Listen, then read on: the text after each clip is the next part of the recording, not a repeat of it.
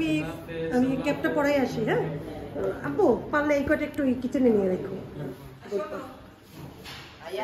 আমাদের সাথেই যাইতে গুড নিউজ হচ্ছে আজকে আসিফকে আম্মার কারণেই ওকে যে মেডিসিন দিয়েছে কে ভাবছে এই ছেলেটা একদিন এরকম হয়ে যাবে এগুলো হয়তো সবার কাছে পিকচার আমার কাছে এগুলোই হচ্ছে জীবনের গল্প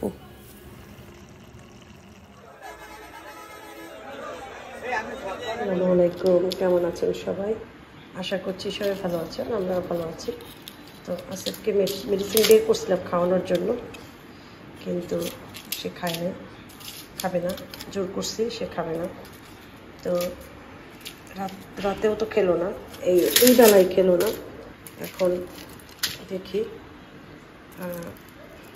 রাতের আজকের ভিতরে খাওয়ানোর ট্রাই করবো দেখি কীভাবে কী করা যায় তো থাকে এখানে ওষুধটা রেখে দিছি ওষুধ খায় না আর জোর করা যাবে না বুঝাইতেছি দেখি সন্ধ্যায় পারলে আম্মাকে দিয়ে আবার বলাবো দেখি খাই কিনা আবার আম্মাকে খুবই করে মানে নানুকে সে খুব ভালোবাসে ঠিক আছে বুঝাইতেছি বলছি যে ওষুধটা খাও ওষুধটা খেলে তোমার জন্য ভালো তো চলেন আজকে ভিডিও শুরু করি সাথেই থাকেন পুরো ভিডিওতে দেখি আজকে আমরা কি কি করতে পারি না পারি সব কিছু ইনশাল্লাহ শেয়ার করবো লক করে তো চাপ দিয়ে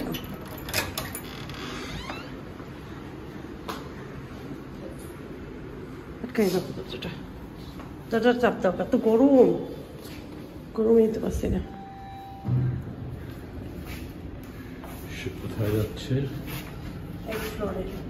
ফ্লোরে আমি সত্য নিয়ে ছাপা ছাপি লাফালাফি শোনো এটা পাতলা করে যদি দিতাম শুকাই যেত আমি ইচ্ছে করে মোটা করে দিছি পাতলা আমি সত্য মজা লাগে না একটু মোটা মোটা মজা লাগে কিন্তু ওই এক ধরনের আছে বাঁশের কি জানি বলে ডালা ডালা ডালা ডালা ওই ডালার উপরে দিতে হয় চলে আসছে খাইছে তো আজান দিয়ে দিছে দেখছিস প্রভু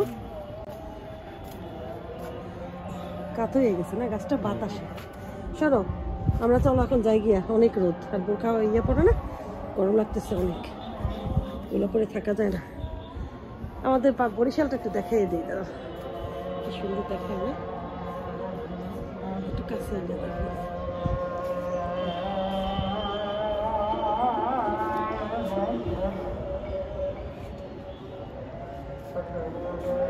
দূর দূরান্ত পর্যন্ত আচ্ছা শোনো নদী এইদিকে না নদী এইদিকে নদী কোন দিকে নদী কি বলো নদী এইদিকে ওদিকে ওদিক দিয়ে নদীটা পুরো কি হ্যাঁ ওটাও নদী এই তো ওদিক দিয়ে বাতাসটা আসে দক্ষিণা বাতাস এই সোজাই এই যে ছুটিদের বাসা দেখো না এই সোজা নদী এই সোজা এদিকে নদী ভাত চুলায় দিয়ে গেছিলাম সাথে এখানে লাল শাক কুটে ধুয়ে ওয়াশ করে রাখছি চিংড়ি মাছ দিয়ে এটা দিয়ে লাল শাক রান্না করব আর ভাত আর কালকের রাত্রের যে পাঙাশ মাছ করছি ওইটা আজকে দুপুরের খাবার দাবার আর আজকে এই গ্লাসটা মুছবো গ্লাসে অনেক তেল দেখছো তেল ছিটছে কীভাবে এই যে কালকে মাছ ভাজছি সমস্ত তেল এটা এখন করবো না অনেক কাজ করছি ঘর ঝাড়ু দিছি এটা বিকেলে মানে সন্ধ্যার পর করবো আর দেখি সুজনের মাকে পাই কিনা সুজনের মাকে আনাবো আমার ঘাড়ে প্রচুর পেইন হঠাৎ ঘুম থেকে উঠছি দেখি ঘাড় ব্যথা ঘাড় মানে পেছনের পিঠটা অনেক ব্যথা এটা হয়েছে অনেক কাশি তো ঘুমাইছি হয়তো কাত হয়ে এমনভাবে ঘুমাইছি ওই জায়গাটা পেইন হয়ে গেছে মাসল পেইন যেটাকে বলে আল্লাহ ভরসা এই আর কি এখন রান্নাবান্না চলো গোসল করতে যাবো কারণ হাঁড়ি পাতিল ওয়াশ করছি সমস্ত বডি টডি ভিজে গেছে পানিতে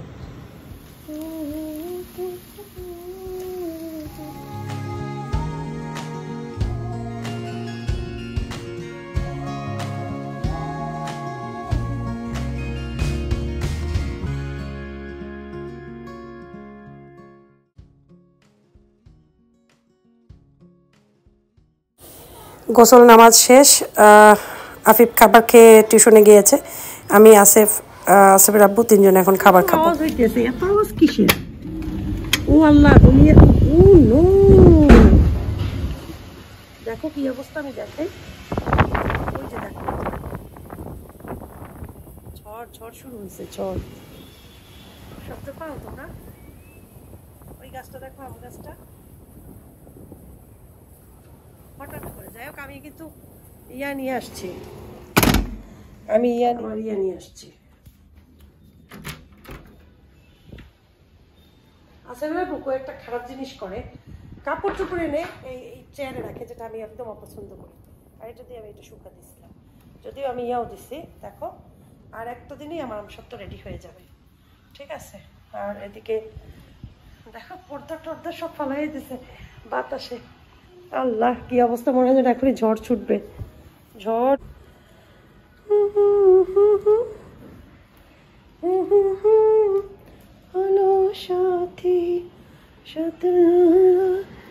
এই দিকটা খালি, দেখো এইদিকে কিন্তু বৃষ্টিও নাই, কিচ্ছু নেই। দেখো এই দিকটা কেমন, এই দেখো।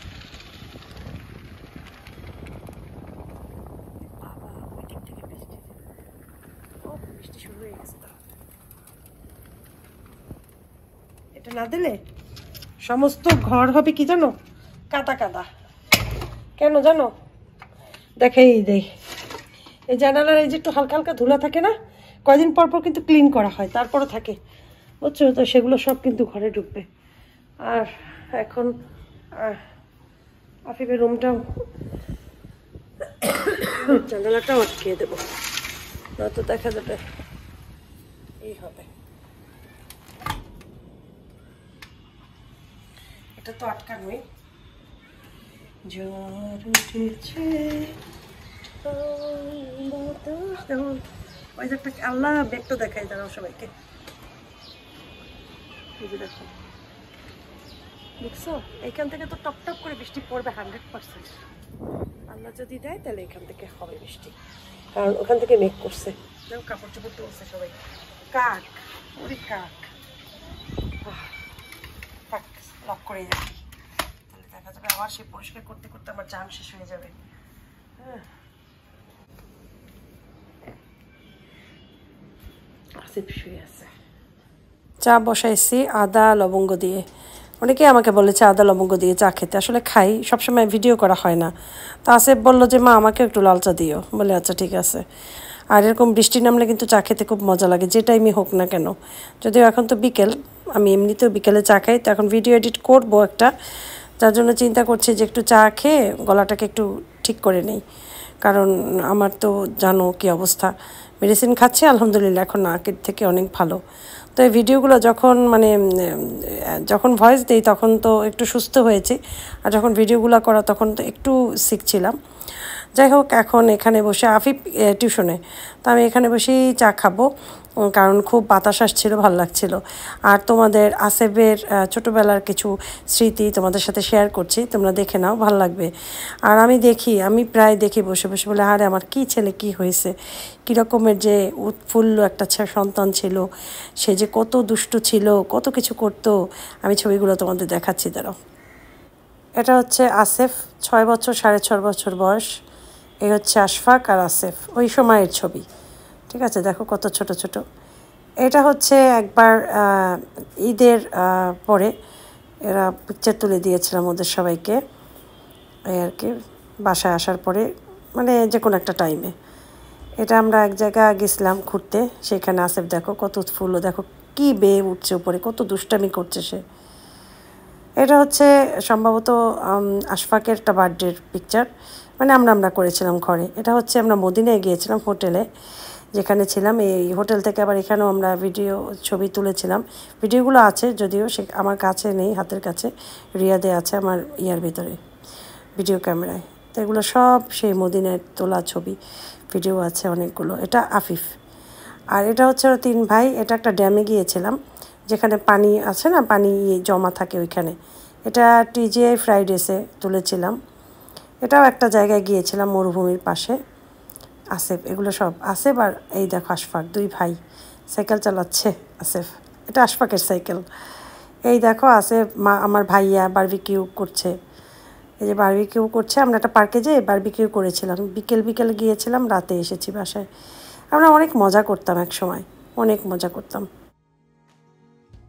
তো যাই হোক, দেখো আমার গাছগুলোতে কি সুন্দর ফুল আসছে, কি ভালো লাগে না দেখতে? আসলেই অনেক সুন্দর ফুলগুলো দেখতে। আজকে আবার সন্ধ্যার পর আমার ডাক্তার আছে, আজকে ক্যাব পড়াবে, তো ওইখানে যাবো সন্ধ্যার পরে। এই আর কি, এই পর্যন্ত আপডেট দিলাম। আর আসেফের মেডিসিন তো এখনও নিচ্ছে না, সন্ধ্যা পর্যন্ত দেখি কি করা যায়। নয়তো ডক্টরের সাথে যে কথা বলতে হবে বা ফোনে কথা বললেও হবে, দেখি সে কি করে। এদিকে মাগরিবের কিছুক্ষণ আগে হঠাৎ করে আম্মা এসেছে, বলে যে একটু বাইরে এসেছি, ভাবলাম তোর এখানে হয়ে যাই। তো আমি বললাম কোনো অসুবিধা নেই। সাথে এসেছে আমাদের ভাড়াটিয়া এক আন্টি। তো আমি আবার মাগরিবের আগে মেয়োনেজটা করে তারপরে নামাজটা পড়লাম, পড়ে সাথে সাথে মেয়োনেজটা দিয়ে রুটি দিয়ে স্যান্ডউইচ করে দিচ্ছি, তাড়াহুড়ো করে। আর কি দেব, কারণ হচ্ছে আমার ঠিক 7:30টায় ডক্টরের কাছে যেতে হবে, আমার দাঁতে আজকে ক্যাপ বসাবে। তো তাড়াহুড়াই করলাম। এদিকে আম্মাকে বললাম যে আম্মা আমার তো 7:30টায় ডাক্তার। আম্মা বলে অসুবিধা নেই, তুই চলে যাবি এনে। এরপরে আমি জলদি করে স্যান্ডউইচগুলো দিচ্ছি, এদিকে যে জামা পরে রেডি হচ্ছি। এরপর আম্মারা চা খেয়েছে, আমি শুধু একটু চা মুখে দিয়েছি, যেহেতু টুথব্রাশ করেছি, আমার দাঁতে করবে, এই জন্য কিছু খাইনি। এদিকে আসেফকে খুব সুন্দর করে আম্মা আস্তে করে রুমে গিয়ে বুঝিয়েছে, নানা ভাই তুমি ওষুধটা খেলে তাড়াতাড়ি সুস্থ হয়ে যাবে, তুমি অবশ্যই ওষুধটা খাবে। তখন সে তো আমল করলো, বললো যে ঠিক আছে নানুমণি আজকে খাবো। তো আম্মা আমাকে বললো দেখিস ওষুধ খাবে আজকে। তা আমি বললাম আম্মা খেলে তো ভালো নয়, তো ডাক্তারের কাছে যেতে হবে, আবার আমি যে কী ঝামেলায় আছি। আম্মা বলে যত মুশকিল তত আসান, সব ঠিক হয়ে যাবে। এরপর আফিফকে ভালো মতো বুঝিয়ে টুজিয়ে দিয়ে বাসার থেকে আমরা বের হয়ে গেলাম। আম্মা চলে গিয়েছে আন্টিকে নিয়ে তাদের কাজে, আর আমি চলে যাচ্ছি ডক্টরের কাছে। আর আসেফের আব্বুকে কল দিয়েছিলাম, সে বলে তুমি চেম্বারে আসো, আমি চেম্বারে আসতেছি। তার কাছ থেকে চেম্বার কাছেই, তো বলে সে আমি চলে আসতেছি। তো আমার ক্যাপ পরানো কমপ্লিট হয়েছে, আমি বসে আছি। একটা তুলা দিয়ে চেপে রাখতে বলেছে 10 মিনিট পর তুলাটা ফেলে দিতে বলেছে। আর এদিকে ডক্টর আর একজন পেশেন্টের সাথে তার চেম্বারের ভিতরে কথা বলছে, আর আমি এখানে ওয়েট করছি, কারণ আমার লাস্ট পেমেন্টটা করে তারপরে বাসায় যেতে হবে। আসেফের আব্বু বসা আছে, যাওয়ার আগে আমার টুকটাক বাজার আছে, ওগুলো নিয়ে তারপরে বাসায় যাব, তারপর ওদের রাতের খাবার দিব। এরপরে আসেফের আব্বু আগেই চলে গিয়েছে, আমাকে ডাক্তারের কাছ থেকে আমি বের হওয়ার আগে সে বের হয়েছে। সে বলে সামনে আমার একটা কাজ আছে, আমি ওইখানে আছি, তুমি জাস্ট চলে নিয়ে আসো, রিক্সা করে চলে আসো, ওইখান থেকে আবার এক হয়ে যাবো। আমি বললাম আচ্ছা ঠিক আছে। তো ভ্যানে দেখলাম সবজি টবজি বিক্রি করে, ওখান থেকে একটু সবজি নিলাম, কলা নিলাম। তারপরে এসে এখানে দেখি তাল, যেহেতু আসেফের আব্বুর কাজটাও শেষ হয়নি, আমি ভাবলাম ততক্ষণে বসে বসে তালগুলো কিনি। তো আমি ওনাকে বললাম যে আমাকে কয়টা তাল কেটে দাও। এটা হচ্ছে আমার নানা শ্বশুর বাড়ির দরজার সামনে ডক্টর খাদেম হোসেন সড়ক। তো আমি ওখান থেকে বললাম যে তাল দিতে, তো ওরা তাল কাটছে। আমাদের ঘরে তাল আমি আর আমার ছোট ছেলে পছন্দ করি, আশফাকও পছন্দ করতো, কিন্তু আসেফ তাল পছন্দ করে না, দিলে তেমন একটা খায় না, ওই খাবারটা বেশি একটা পছন্দ করে না। তো যাই হোক, ওগুলো নিয়ে তারপরে আসেফের আব্বুকে নিয়ে এরপরে যাচ্ছি হচ্ছে মাছ বাজারে, যে দেখি কি মাছ আছে, যদি মন মতো হয় তো হয়তো কিনলাম। যাই, এই সামনেই মাছ বাজারটায় যাব, দেখি চলো।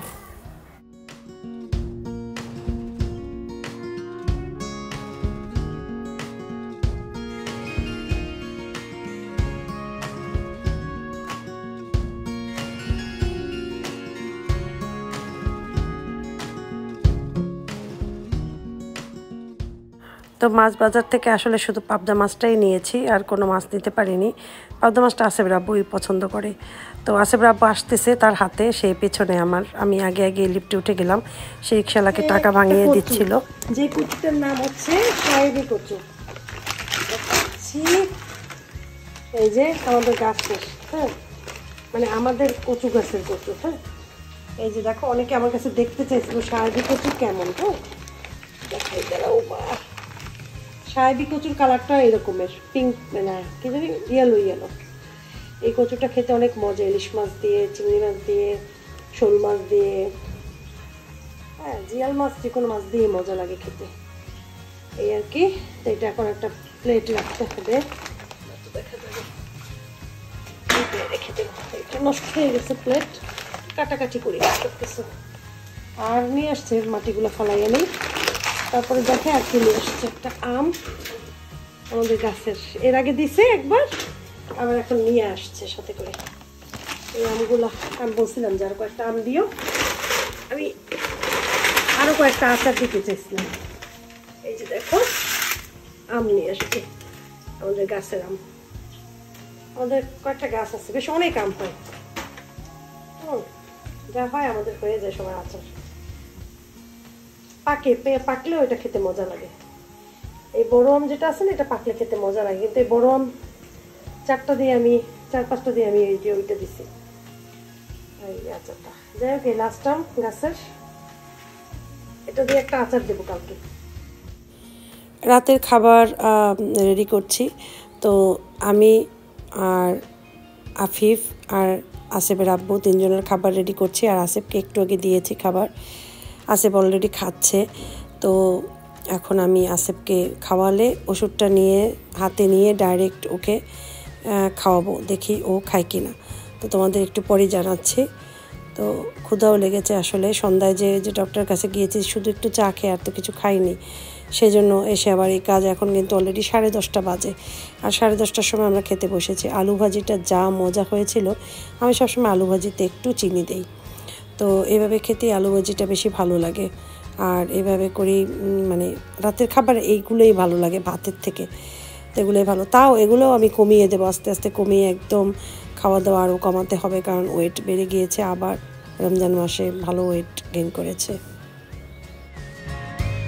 একটা গুড নিউজ, মেডিসিন খাওয়ানোটাও একটা গুড নিউজটা হচ্ছে মেডিসিন খাওয়াইছি মাত্র।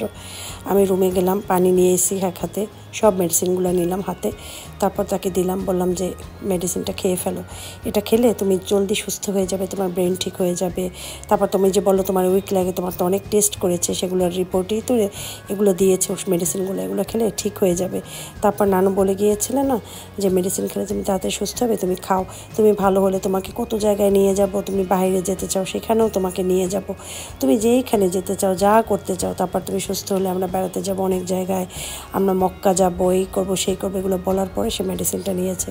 তো দোয়া করবে, হয়তো দোয়ার বরকতে এটা হয়েছে। সবার দোয়া আছে আমার ছেলের জন্য, আমি জানি সবাই অনেক দোয়া করো আমার ছেলেকে, আমি খুব তোমাদের জন্য দোয়া করি। তো ভালো থাকো সবাই, মা আসসালামা।